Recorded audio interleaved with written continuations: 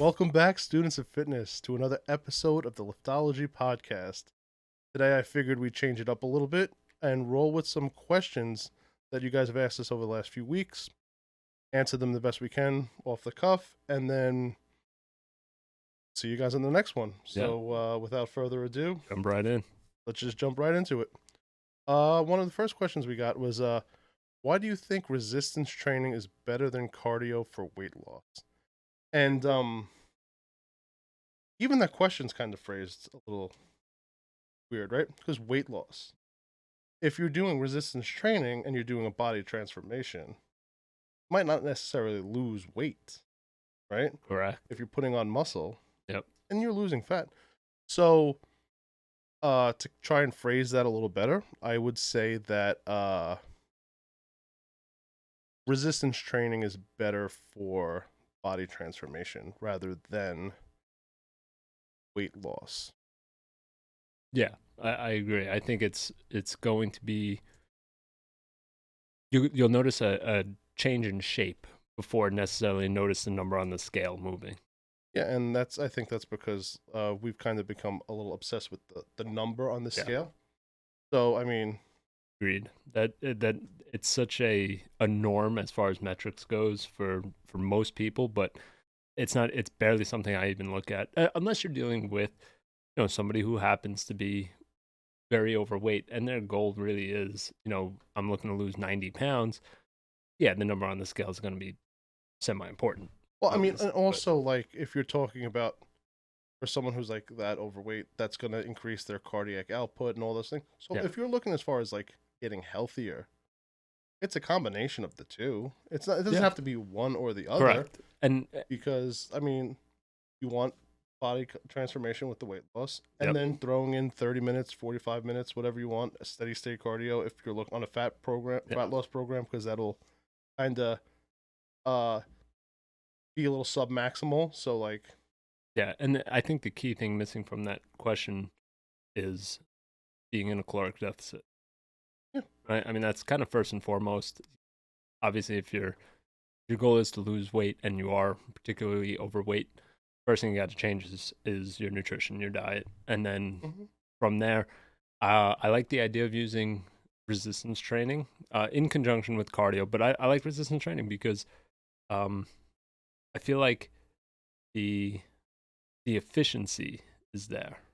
And I don't know about you, but I'm the kind of person that I can't go to a gym and just get on a treadmill or an elliptical for 45 straight minutes. It's tough. I agree. I mean, but that's just us. Some Yeah, people have a better time.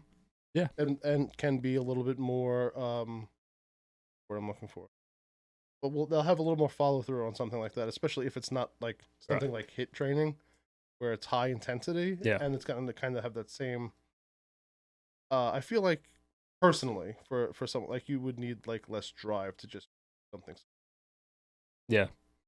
And it's easier on like those sluggish days to just go for a walk. Yeah, and also you talked about the caloric deficit. Couple that with protein, like high enough protein with your resistance training. That's when the whole body transformation. Yep. And then the only other thing I don't like the word cardio. I think people use it kind of too. Anytime they describe going on a piece of equipment like a treadmill, arc trainer, elliptical, stairmaster, it's just referred to as cardio. But I think cardio is specifically targeted for cardiovascular health. So if you're going for, again, a 40-minute walk, an hour walk, there's some elements of cardiovascular health. That's going to be more towards, like you said, kind of fat burn. The cardiovascular work is going to really be those bouts where you push yourself a little bit. Yeah, you're talking about increasing your cardiac output versus burning a few extra calories. Yeah, but they're both great. Honestly, if just how you said it, if one works and the other one doesn't, do the one that works. Right? If that's what's going to get you there, then do that. And speaking of cardio, I think this is a good question to piggyback off of that. Why don't you take us to the next one? Yeah. So we were asked after our interview, actually, with Alyssa about steroid use. we were asked, Lance Armstrong used steroids, but he didn't get huge, and why? So I think that's kind of twofold. I think, excuse me. I think number one, I'm not entirely sure with what steroids Lance Armstrong was using, but I do know that. Wait. Do you mean to tell me there's not one steroid? Yeah, I think that's what I was going to say. I think people were like, oh, he got popped for steroids. I think he got popped for PEDs, which included, I know for a fact, one of the things he admitted to using was EPO, which is kind of creating a synthetic creation of extra red blood cells. Red blood Blood cells. doping. Yeah. Well, I mean, those But- kind of run in tandem. Yes, correct. But I'm sorry to cut you off. Continue what you're saying. Correct. So red blood cells carry oxygen to muscles, therefore you can use them for longer bouts of time the more Yeah, red blood cells you have. cardiovascular. Correct. So yes, and I actually do think he blood doped as well, which different from EPO. That's I don't quote me on this. Maybe you know better than I do, but I think that's literally like they take a certain amount of blood before training, or no, they take blood right after training because it increases red blood cell count, and then before the race they actually circulate that blood back in. Is that how that And works? I'm not completely sure on this either, so I could be talking out of my rear end here. Yeah. But I'm pretty sure they like hyper oxygenate the blood. I don't know how. I'm pretty sure. Like I think that's part of the process. Yeah. So like, I'm sorry I can't follow through on that, Yeah. but I'm pretty sure it's Either way, it's banned for a reason. I mean, Yeah. it's not only cheating. I mean, the health risks associated with it are very high. I'm pretty sure it's a very, very unsafe thing. And then, the price of victory, baby. yeah.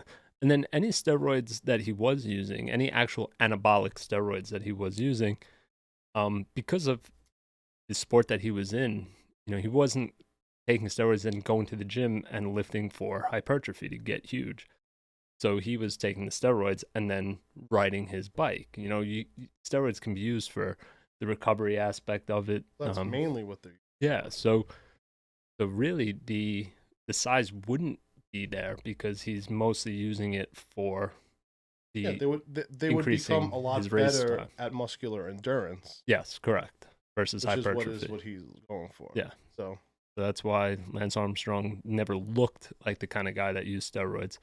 I mean, funny thing is, if you find a picture of him before, unfortunately, like his cancer that he had Yeah. to go through, which is, God bless him for going through that himself. But Yeah.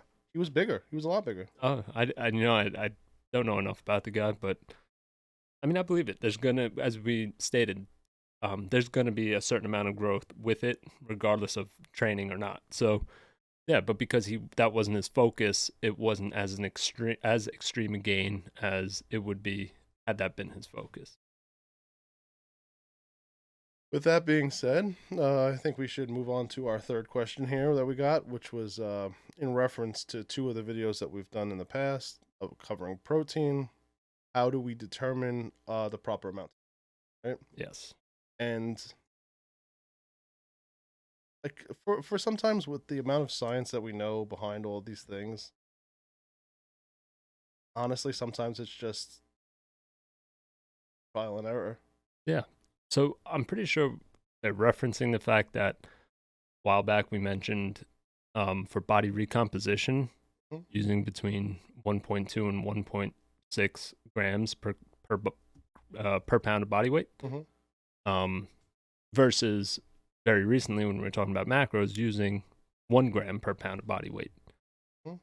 And I think we were kind of addressing two different things. When we were talking about somebody who already trains regularly, that their goal is body recomposition, and that would lead to a higher protein intake than a general population person who's just starting their journey or in the beginning phases of their fitness journey and just trying to eat healthier. That 0.8 to 1 is a better starting point for the untrained individual.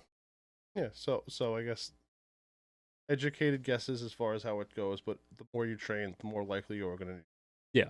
And even then, depending on the body fat percentage Mhm. would determine where you are even on that scale of 1 to 1.6, right? So the leaner you are, the higher you can go on that scale. The more body fat percentage you have, the lower you'd want to be on that scale anyway. Well, yeah, because you're looking at uh higher percentages of lean mass Yeah, demanding more protein correct. to keep their I don't want to say composure, keep their To keep their lean mass, essentially, right? yeah, I mean, there you go. yeah, I no, I mean, I totally get what you're saying. Because you have more lean mass, you need more protein. Hmm. So yeah, but for general purposes, Hmm. that 0.8 to 1 is a great starting point. A year down the road into your training, you want to experiment, going a little higher. There have been studies out there that showed, effectiveness as high as 1.5 to 1.6 grams per pound of body weight. So, start small. That's all I could say. It's also easier in the beginning if your goal is stay in a caloric deficit. It's easier to stay in that 0.8 to 1 because then you don't feel like you're eating half a cow every day, Or a lot of soy burgers if you're a vegan. Yeah, or a lot of soy burgers and something Peanut with butter grain. and Yeah. lentils. Yeah. Um, so another question I was asked is the loading phase necessary for creatine? And I love that word in there, necessary. Yeah.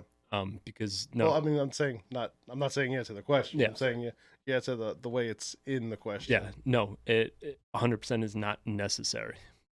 Will it take you a little bit longer to get the benefit from it? Yeah, because Yeah. we in our last video, which was that covered some of the ingredients in pre workouts.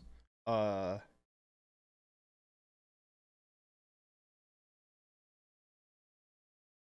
I lost my train of thought. I'm sorry. You're saying in the last video covering pre-workouts, we mentioned that there's a cumulative effect. Yes, so that I had a feeling that's where you're going with that. that was exactly where I was going with that. I don't know where that train of thought went, but loading it's cumulative. So um if you load earlier, it just Yeah, the, get the effect sooner. a little, and it's not a lot sooner. It's just a Weeks. little sooner. It's It's weeks. weeks. And in the Not grand scheme of things, it's Yeah. We're not talking months to years. It's difference of 3 weeks or now. I It's mean, I would say this is a very niche circumstance, but if you are an athlete who happen to not have been training, so like maybe like a high school athlete, and you are training in the off season, those weeks matter. But as far as like correct. longevity and all that, Yeah, and the other thing which we actually previously mentioned was also depending on how you can handle it. Because if you can't handle it intestinally, where you feel like I'm loading up on creatine and it's killing my stomach, skip the loading phase. oh yeah, because we mentioned some of the Yeah, lovely side yeah, effects of exactly. creatine also. So as long as you're getting your 5 grams a day, good to go. Yeah. All right. This was actually an interesting question that I got too. Is ibuprofen taken before a workout good, bad, or inconsequential? And I would say it depends, right? I mean, only in the sense of like if you're taking it because you have swelling in a certain joint or a certain movement pattern that you're going to be working, and you're taking it so you can work more, no, Okay, absolutely do not take it because agreed. uh, the swelling in your body is your body's defense against you from going into that range of motion again. Correct. So if you bring the swelling down in order to do that range, a risk of a worse injury. Yeah. Yes, I completely agree with that. I feel like if you're taking it to deal with soreness to get through your workout, maybe just push that workout off a little bit. I don't think it's just like you said, it's just not worth it taking the risk of feeling good but not actually being good. And then you push yourself into a range that you actually shouldn't be in, and you're definitely increasing the risk of injury. With But that I being mean, as said, far as a headache, take it. It's not a yeah, big deal. how what about arthritis? You would take it to reduce arthritis pain. I I I, I think so. Like I Yeah, mean, like again, unless it's something that's like structurally preventing you from getting into position. Yeah. I think I mean, if are you talking about osteoarthritis or rheumatoid arthritis? yeah, 'Cause those are also very different. Yeah. I don't I guess my take on it would be if it's pain that is actually preventing you from moving, you could consider it. But if it's discomfort or if it's not workout related, I think it would be okay to take it. Yeah. If you're literally taking it to deal with something that happened yesterday from your workout, that you probably did something wrong. There's a good chance the ibuprofen's not gonna help. I mean, unless you're like doing like an alternating a movement pattern where you're not actually using it, Yeah. right? Yeah. Like if you like rolled your ankle doing jump squats, and you were going to the gym the next day to do upper body pulling exercises. And don't even take it. Maybe just No, but I mean, if like it's bothering, I mean, that's like that's all Yeah. personal. Well, that's not workout related. That's all personal. yeah. But as far as taking it for those workouts, it won't be bad for those workouts. Yeah, I don't think there's any severe risk to, heart health or blood flow or anything. So, yeah, again, if it's tolerable and not something that you're specifically focusing on that day, go without. If it's something that's out of your control, a headache the day you woke up and you just want to take it, go for it. Right? So I mean, that in conjunction with the cup of coffee will do wonders to get the headache away. There you go. Yeah, absolutely. So this is an interesting question. Okay. So I'm going to read this verbatim. Okay. It's good practice, even when working out at home, to be wearing some form of shoe, yes? Barefoot, generally bad. Now, I don't know that it's good practice to be wearing some form of shoe when at home. Yeah. No, I mean, look, that is a loaded question. Yeah. Because if I can just rattle off a few things real quick and see how you respond to Go that. for it. We're made to be barefoot in general. Yes. But if you have some kind of issue and you need some kind of like orthotics or something like that in order to get through a workout because barefoot would be painful, obviously not. As far as if you're going on a run, I mean, this is working out at home, so I guess it's resistance training thing. But if you're running, then having a shoe with some kind of bounce on it will like just give you a little longevity, right? As opposed to just smacking your feet on the concrete all the time. But deadlifting, I would say no shoes. And if you're doing squats and you don't have the mobility, having a shoe with like a lifted heel, like a lifting shoe to get you into that range that you're trying to get into is good too. Yeah. I think the question is coming from, my interpretation of the question is coming from, if you're working out at home, you should be wearing shoes, because if you were at a gym, you'd be wearing shoes. But I think the home is actually a perfect place where you can kick the shoes off and do your workout. I think that's a great idea because it's something you typically wouldn't do working out in public. So I think actually if you're working out at home and, is there a slightly increased risk of hurting your foot, like physically by like dropping a weight on it or something? Yeah, but let's be honest, shoe or not, you drop a 45-pound plate on your foot, you're in trouble. You mean my mesh shoes don't protect me from? Exactly. So, all right, I'll take your word. So I do think it'd be great to, I mean, at the very least, what I've actually instructed some people to do is do your warm-up barefoot.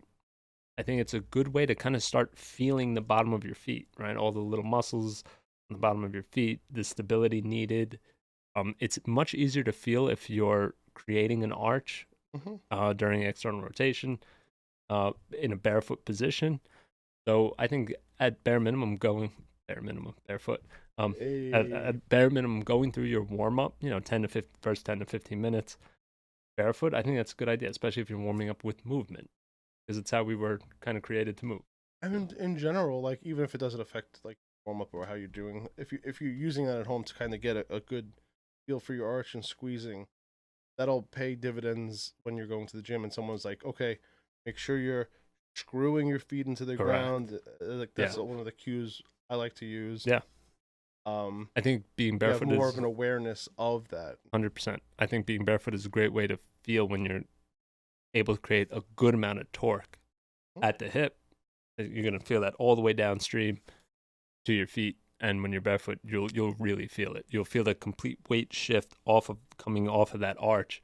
Well, yeah, because shoes have give. Yeah, and particularly people who worry about being flat-footed. Well, I'm flat-footed. Yeah, so myself. So like I like I do deadlifts barefoot.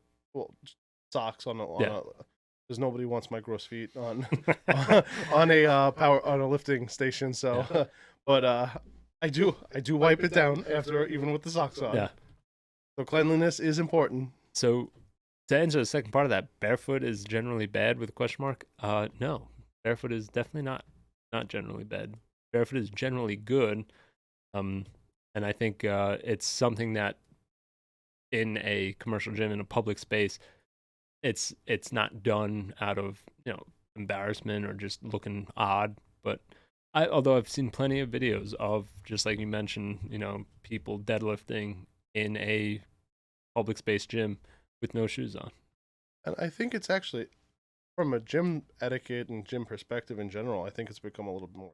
It's definitely become way more accepted. You won't be ostracized for being barefoot, because I think, look at this guy. Because I think people, no shoes, no service. I think people are coming around to the idea of it, and so I think some people, and now we just got to get those curls out of the squat rack.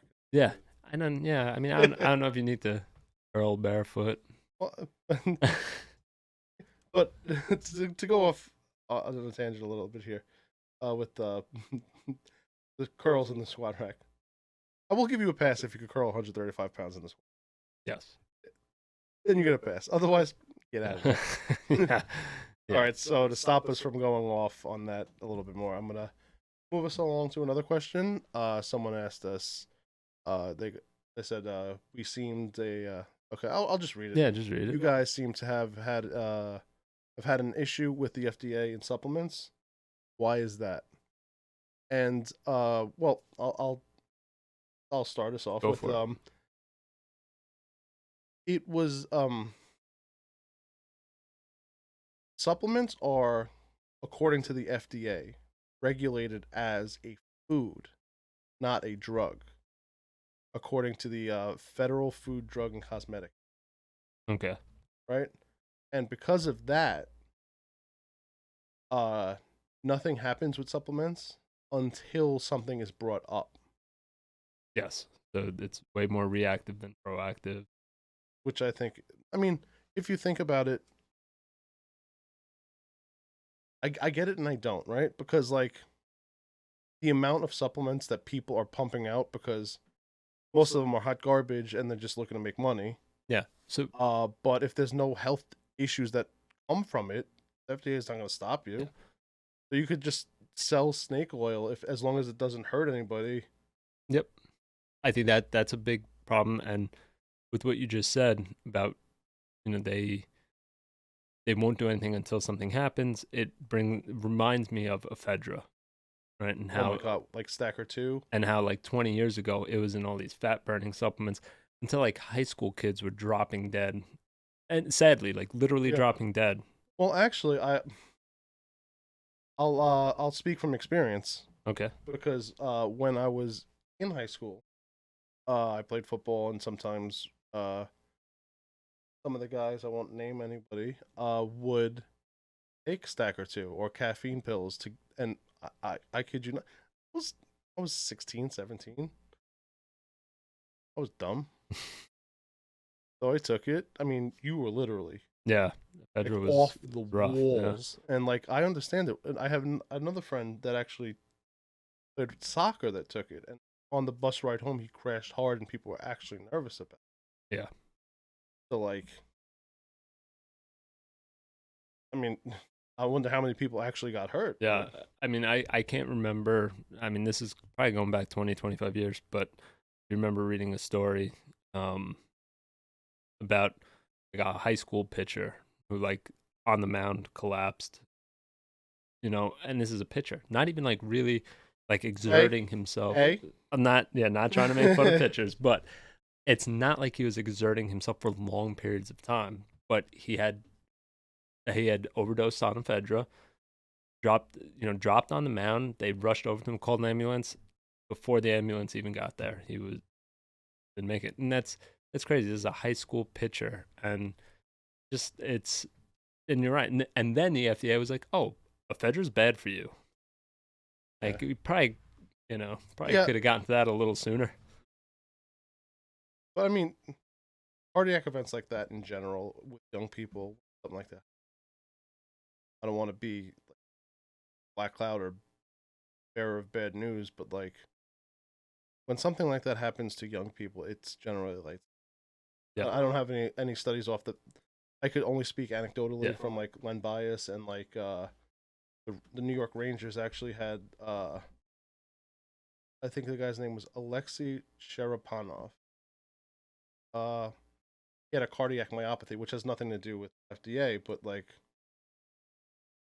he and it was in Russia, and they were like miles and miles away from hospital, and mm, just jeez.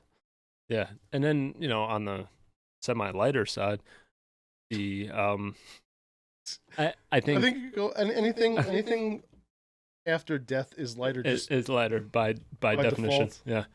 Um, but definitely the financial gain that's to be had in the supplement industry by not being regulated annoys me a little bit.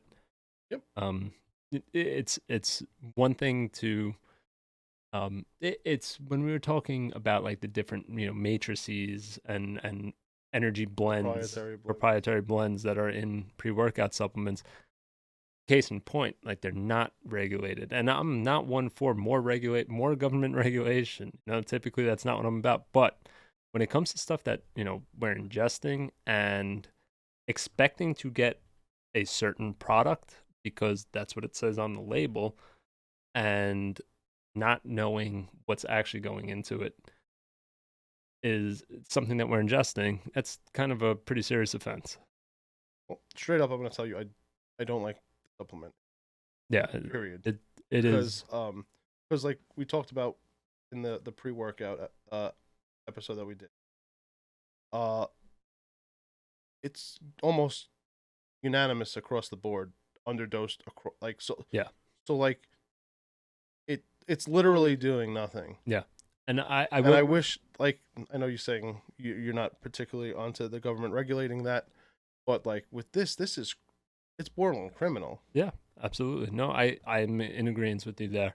But I will say that I'm finding that more and more people in the fitness circle, and it's just hard for them to break out because they just don't have the finances that these big supplement companies have. But more and more people in the fitness circle are coming out with their own supplements that are, and these are fitness educated people, and they're actually putting out quality stuff. And so it's worth it to really, really take a deep dive and look into some of the stuff that's out there because there are good supplements out there. They're just shadowed by the company that has $10 million to spend on ads alone. Well, yeah, because then you look across the board where they sell where they sell the supplements, they don't want to take a chance on someone who might not do so well, Yeah. and then it just Yeah. You could have the greatest supplement in the world, but if you can only sell it to the people who know you versus the company that has a terrible supplement but has ads everywhere, can't compete. yeah. So but they are out there really.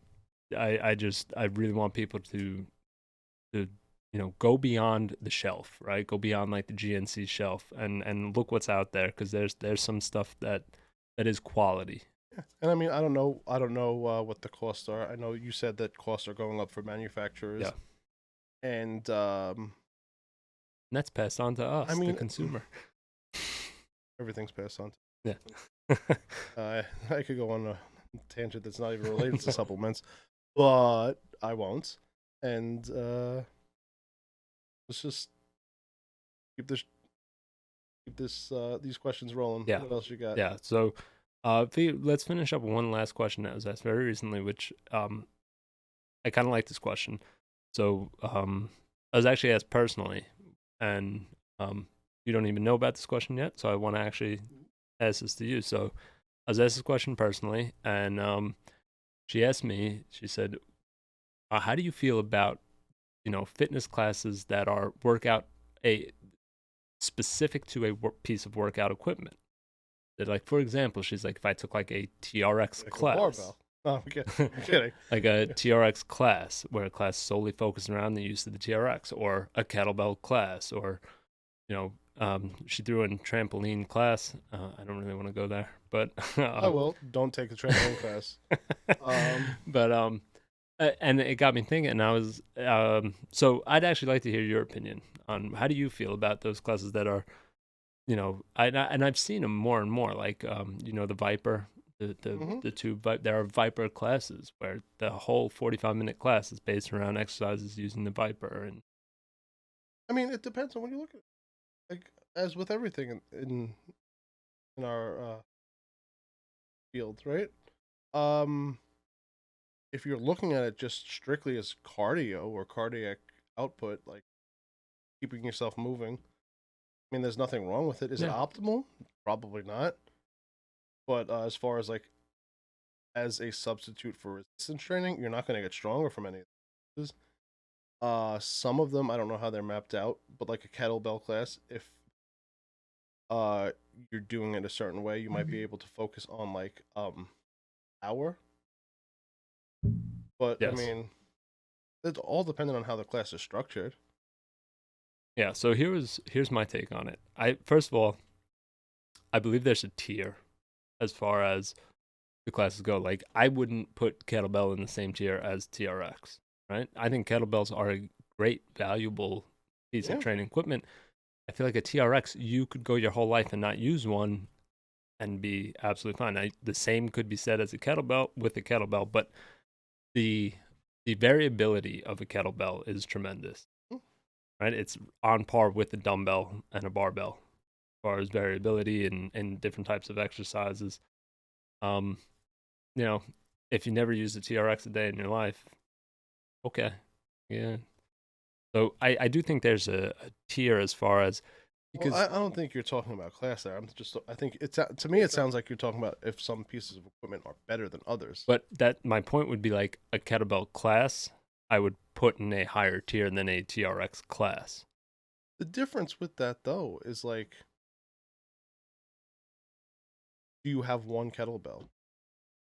Well, that I okay, I get what you're saying. Because so I know for a fact in commercial gyms they'll do like a class based around a kettlebell, and you grab your kettlebell in the beginning of the class, and that's like your kettlebell for the class. Yeah, well, I mean, if if something is hard to do an overhead press with, Correct. but then they're like, okay, now we're gonna do some single leg RDLs. Yes, right. It doesn't make sense. You'd have to be able to switch out the kettlebell. With that being said, I know for a fact there are some better structured kettlebell classes where it is exercise dependent. You're not going to be doing kettlebell swing with the same weight that you're doing a strict press with, right? Okay, So I in that think regard, I agree with you. Then I think structure is definitely important.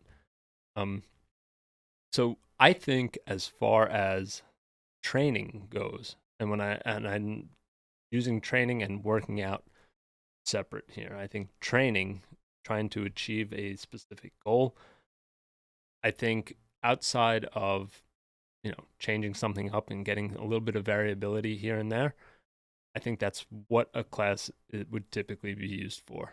yeah, as Because a one off, not it's as a the main. one-off. Yeah, yeah. Exactly. No, I agree with Because that. it is just a workout, right? It's not, it's hard to um, have any kind of progressive Measurable outcomes. progressive resistance, right? Especially, you could say, like, well, with the Viper you can go with a heavier Viper the next time, but a lot of it's time based, and you're not really sure, like, do you know what your max repetition is with your max number of repetitions is with this weight versus this weight?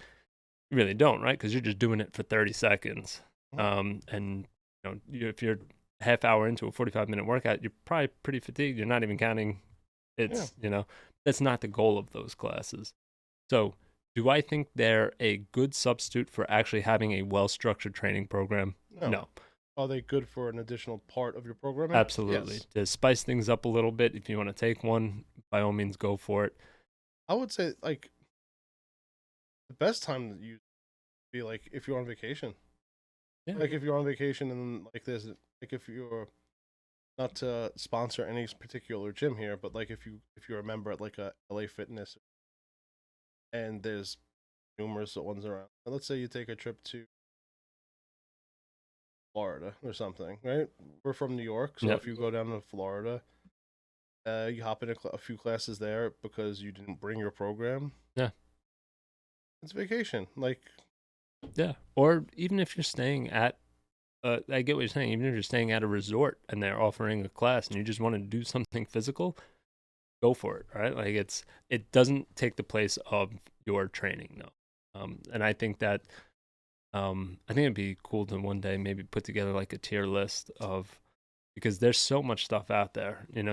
I've seen classes for Indian club bells, which were super popular like decades ago and are having a fairly big resurgence.